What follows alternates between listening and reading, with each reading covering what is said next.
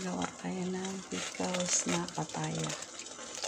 So, dito, meron na akong suka pinakulaan. So, lagyan na lang natin ng konting asin.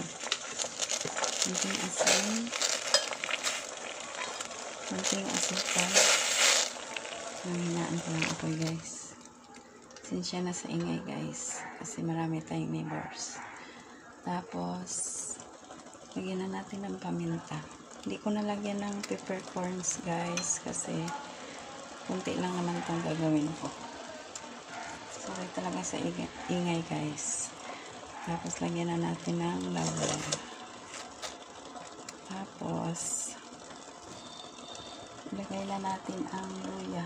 Ito pala yung ingredients, guys. Ayan ang luya, ayan ang red capsicum or bell pepper.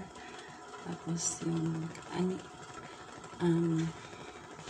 tawag dito, raisins or pasas, tapos carrots at saka radish.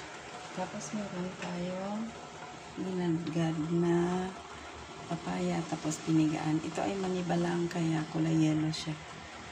Malapit na siyang mahina, pero matigas pa. So, start na tayo. So, kamayin ko na lang, guys, kasi nagmadali tayo. So, ilagay ko na dyan ang luya. For video purposes lang naman ito.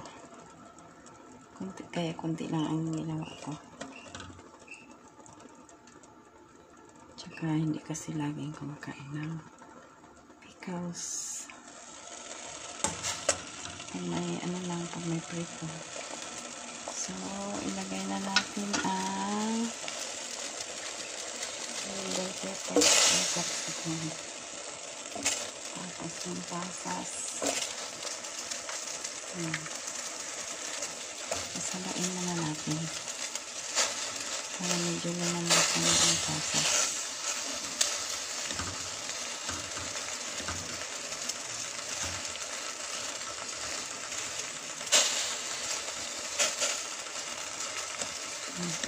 Paglagay nyo ng guys, paglagay nyo ng ingredients, mga ilang minutes muna. Tapos, so, putayin na natin. Kasi ang susunod dito mga radish na. Madali na lang mga luto. So, sunod na natin ang radish at saka yung carrots.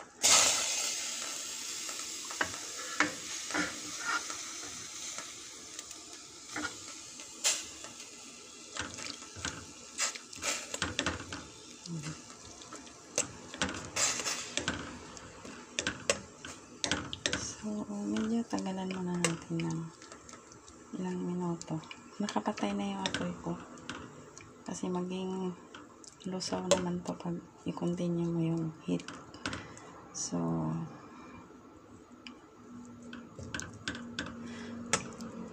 yan. So, last na i-add natin ay ang ginadgad at pinigaan na papaya. Yan. The best kung meron kayong yung kulay puti pa na papaya. Yung very young pa. Yun ang pang pickles talaga. Kami nagagawa kami ng maraming pickles kapag bagyo kasi diba natutumba ang papaya. So yun. Hindi mo naman makain na hinog yun kasi bata pa. So yun ang pang pickles talaga. So ayan, guys. Tapos na ang ating papaya pickles. So, pwede kayong gumawa para hindi na kailangan bumili. Ang iba, nilalagyan to ng sibuyas na pula. Pero ako hindi na.